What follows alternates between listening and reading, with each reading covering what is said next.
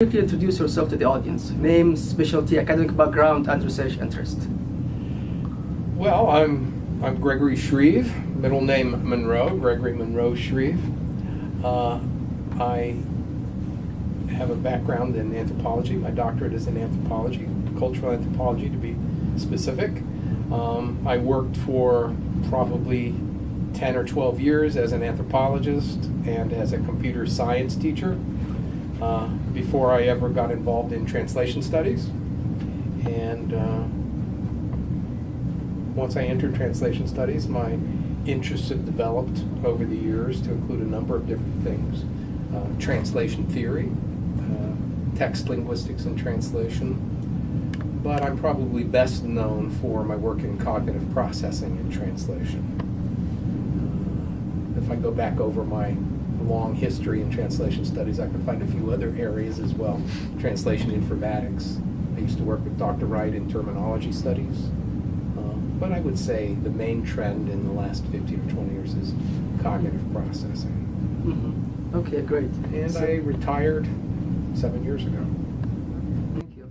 Can you tell me briefly about the link that brought you into translation, because you are coming from a non-translation background? My basic background in anthropology was what we call descriptive linguistics. Descriptive linguistics is a slightly different linguistic tradition than what we get with Noam Chomsky or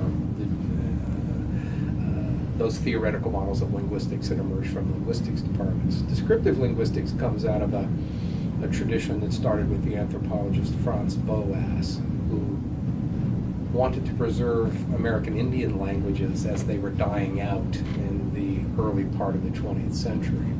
And so he developed techniques of interviewing and preserving languages, the lexicon, the syntactic structures, the grammar of these languages, in many cases that were spoken by only a few remaining people.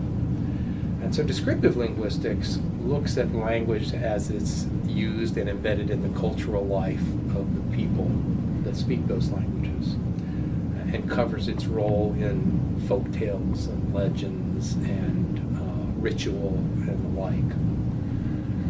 I was trained to be that kind of linguist.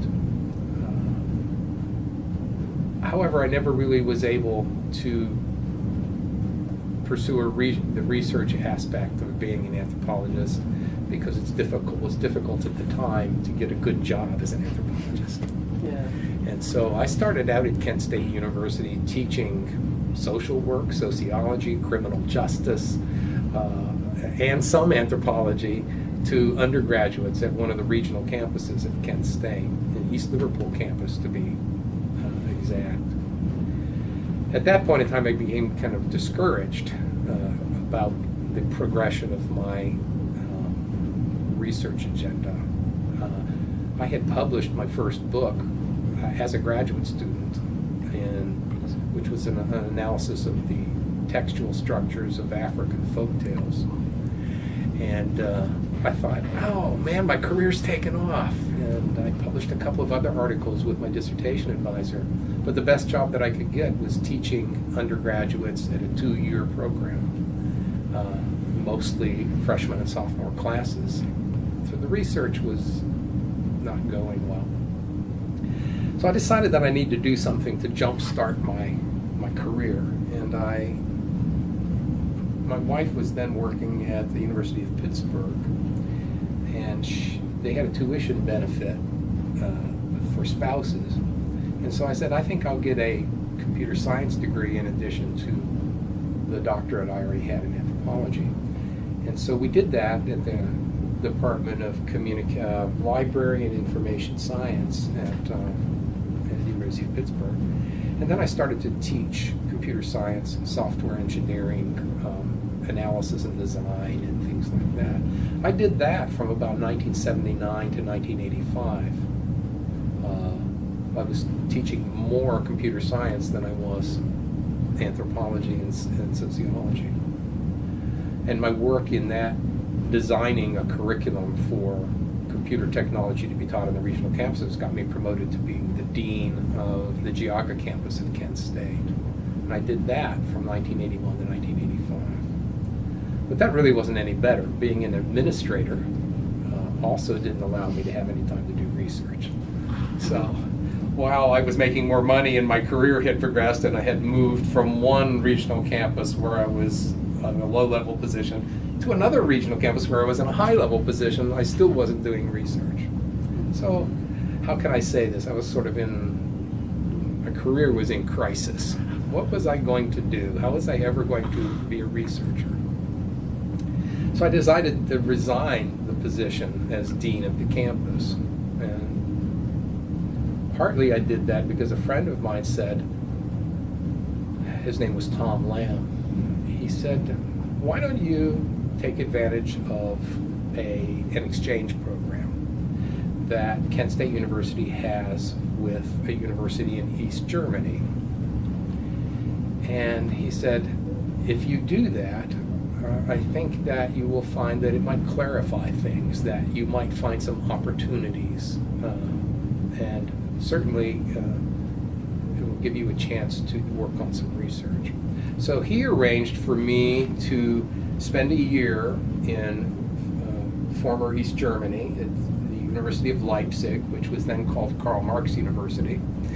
And I went there ostensibly to teach the people in the Department of Theoretical and Applied Linguistics how to use computers to do textual analysis, because I had a background in linguistics and I had a background in computer science. And so I went there ostensibly to teach them, but in fact what happened is the people that I worked with turned out to be in the translation studies program there. And I was adopted, essentially, academically adopted, by a man named Albrecht Neubert.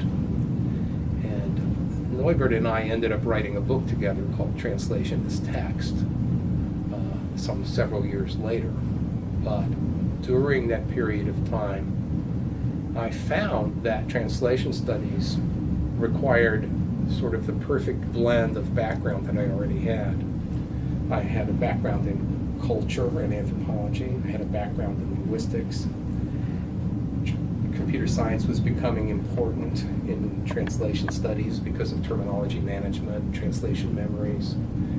I had serendipitously all these things conjoined, and I was able to say, well, here's a research area that uses the things I know. I know language, I know culture, and I was a bilingual myself. These things came together. So I spent a very fruitful, although difficult year. It was difficult for a family with a 2-year-old child to live behind the Iron Curtain for a year. Life was not what we were used to. But I discovered new colleagues. As I said, discovered a new research path. All that remained was to come home and do something about it. So after a fruitful year there, I came home and I found out that that I was just back to teaching computer science in a 2-year regional campus program again. I was not much further ahead than where I had started, except making less money because I had resigned my administrative position. So there was a couple of semesters in which I was a little bit depressed. As I said, I discovered all these new ideas and these new colleagues, but yet I still couldn't teach or do research in the area. And then here's where the truly serendipitous thing, the miraculous thing happened. That exchange program between Kent State and Leipzig, every once in a while the president of the university would go and visit these places. And the president of the university at that time was named Michael Schwartz, the Michael Schwartz Center. And he visited Leipzig not very long after I had returned. And Albrecht Neubert, the man that I studied with, who was the lead professor there, had given him a tour of the translation school, including the interpreting booths and everything else. And the president decided that this would be a useful thing for Kent State to pursue. All right, you following me here? Yeah. So I didn't know he was going to go there. I didn't know he was going to talk to Neubert. I didn't know that his visit would come right at the end of my fruitful year. I wish I could say I had planned all of this, but some of it was simply a fortunate conjunction of events. So he comes back, and the context for his interest in me and in establishing a translation program was this. Back in 1986-87, there was not one department, Modern and Classical Language Studies, there were three. There was the Department of Classics, which had its own chairman, Germanic and Slavic Languages, which had its own chairman, and the Department of Romance Language, which had yet another chairman. And they had about 40 faculty members, but a total of only 6 graduate students altogether, which is problematic from the president's point of view. And what he really wanted to do was for these departments to be more productive at the graduate level. And he thought that a more applied program in translation in particular might resolve this problem of enrollments. Or that's how he expressed it to me. So he said, Shreve, can you build me a program like this? And I said, well, I need money. So I got about $150,000 budget. I got about $100,000 or so in graduate assistantships, maybe more, actually I can't remember now. And I got the money for 4 tenure-track faculty positions, which were given to me to utilize working with the chairman of the departments. And so they created a position called Director of the Institute for Applied Linguistics that reported to the dean of the college and not to any individual chair. It's a situation that still exists today, at least partially because I insisted on it. I don't think I could have a program that was interdisciplinary and covered all the languages while being controlled by one department. And somewhere in my mind I had that we might be a separate department someday. That's not come to pass, but I did know that we needed independence. And so I got that, and I got the money, and in 1988 we opened our doors. I was the only full-time faculty member teaching that first class, Theory and Practice of Translation. And in '88, I started the process to do a search and to hire people. And by 1989, I had hired the first faculty. And those were Dr. Mayer, Carol Mayer, who's also now since retired, Dr. Wright, and Dr. Kenny. That was in 1989 when I hired them. Between 87 and 89, I was working to write the first curriculum.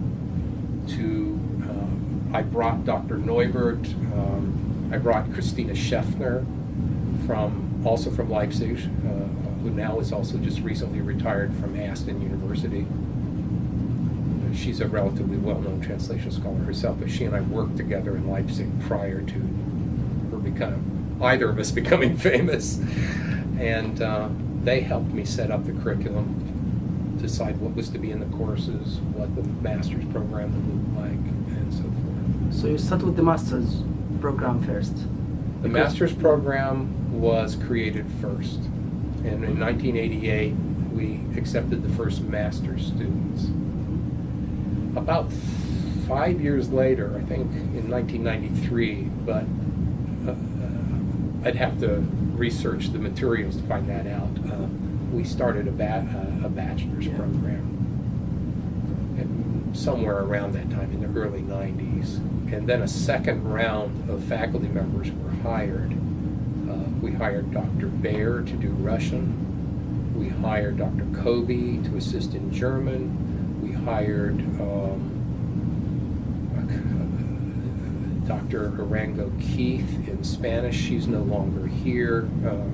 Kelly Washburn is her successor. And so that was Dr. Wakabayashi. So you started with the languages and then you recruited professors to teach these languages.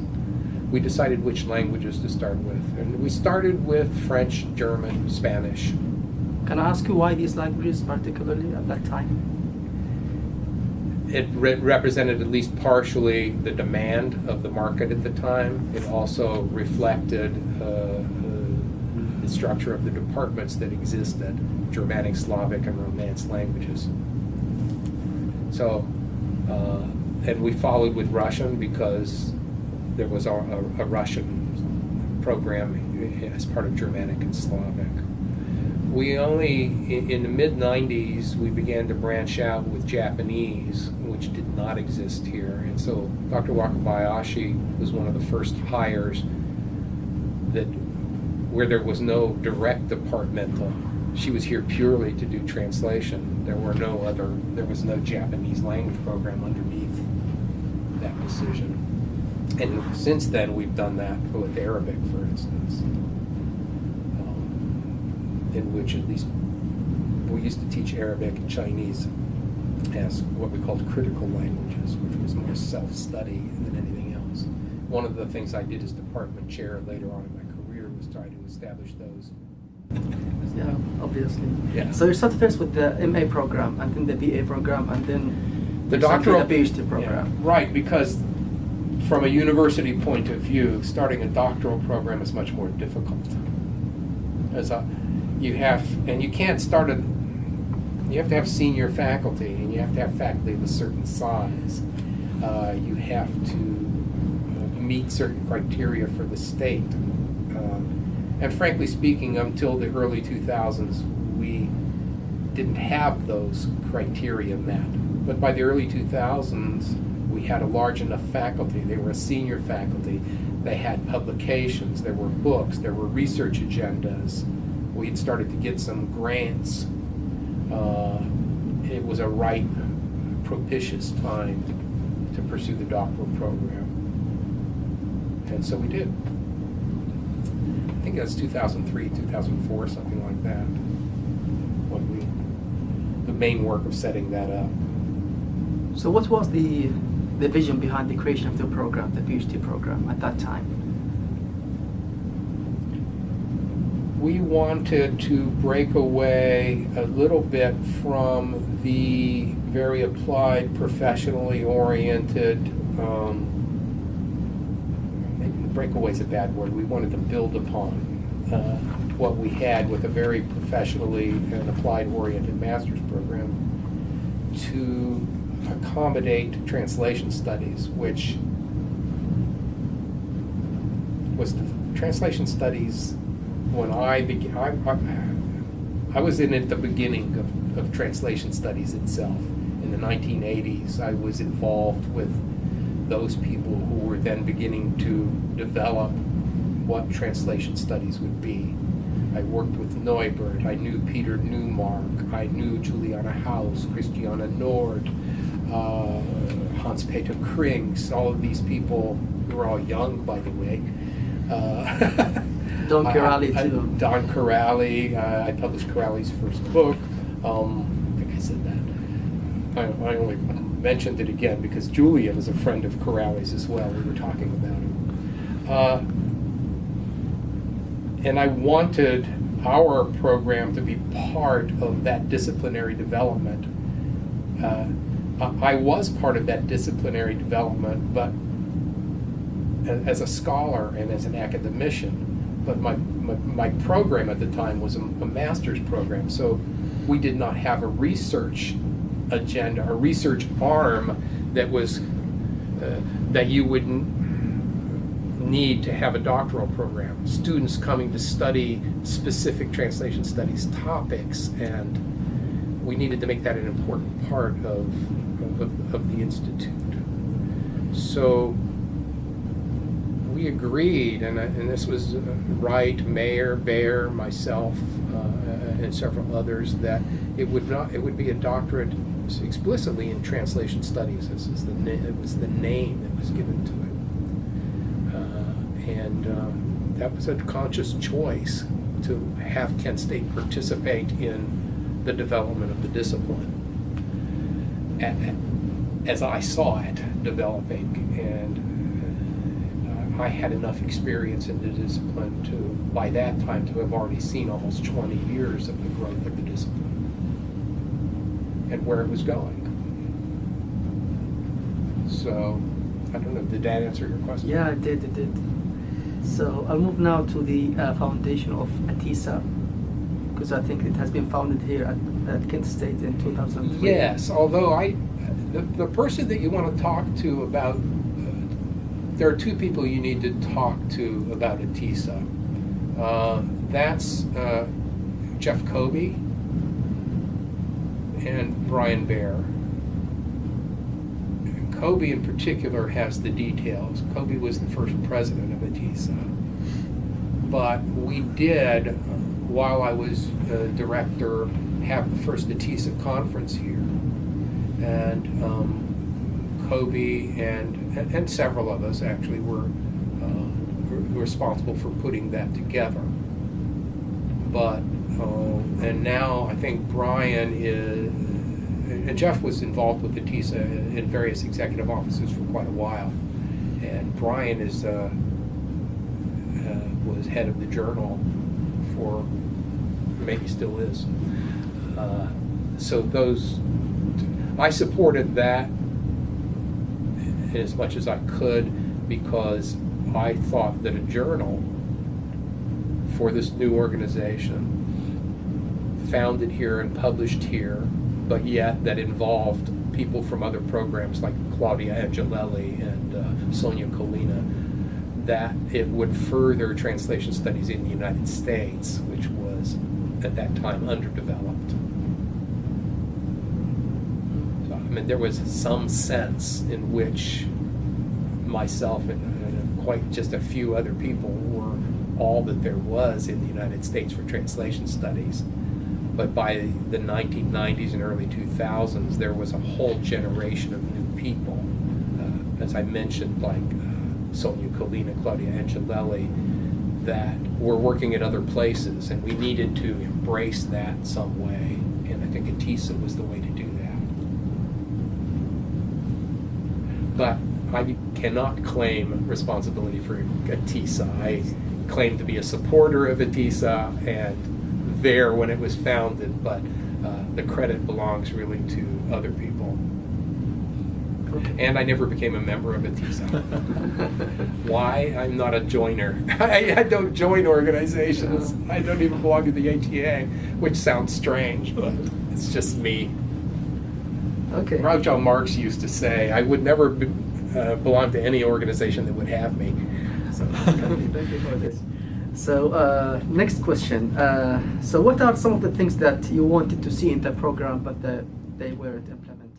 One of the things that I did want to see, and there was an attempt to do this at one point, I did want to see the Institute become a separate academic department. I did want to see a Department of Translation Studies that was not in the Department of Languages. And that exists in certain places, particularly in Europe, where a language department and the translation department are separate entities, or more separate than they are here. That was early on one of the reasons why the administrative structure of the Institute was under the dean of the college rather than reporting to the chairs. And I thought that maybe somewhere 15 or 20 years down the road we'd have to be a separate department, and that never happened. And that didn't happen for, I think, budgetary reasons, and because of, given the way the university makes its money and the way budgets are established, you couldn't make enough money to warrant the size of the faculty. Whereas in a larger department, all those undergraduate students, they generate income. And so it was an economic reason as much as anything else. Plus, if we had left, the remaining language department would have been that much smaller. And so there was resistance. There was a bit of a controversy at the time. So that didn't happen. What else? I had always envisioned a department like our institute as having a strong presence in the humanistic and literary side of translation studies and a strong tradition in the scientific and empirical. But it's been sometimes difficult to retain that, I think, important balance, because people retire and sometimes you don't get to replace them with someone who is the same sort of field or had the same interests as the person who had left. And so at one point, for instance, 2008 through 11, just after I retired, 2007, we had a very strong empirical research group, which was myself, Isabella Cruz, and Dr. Angelone. But I retired, and Angelone went to Switzerland, and who's left in the cognitive empirical side of translation studies? Dr. LaCruz. And I think that needs to be rectified so that we can have, I think, the healthy balance between the scientific and the humanistic that we've always had. And that I think is important to the way the translation studies is. So I'd like to see new hires and new attention paid to this balance of approaches. I think we will be the poorer as a translation studies program if we are just one or the other. That this idea of having both traditions is an important one to think about. Which is why the lecture series, the Shreve lecture series, has alternating literary, humanistic versus more empirical. So I think that's a good balance. It's a good balance, yeah. Hard to achieve in reality. Although I think as an institute, philosophically, we're still committed to that. It's just, I don't think there are internal problems preventing that. It's always a matter of what will the university let you hire. I had always thought that a distance learning program, the online master's program in particular, would be useful. I was unable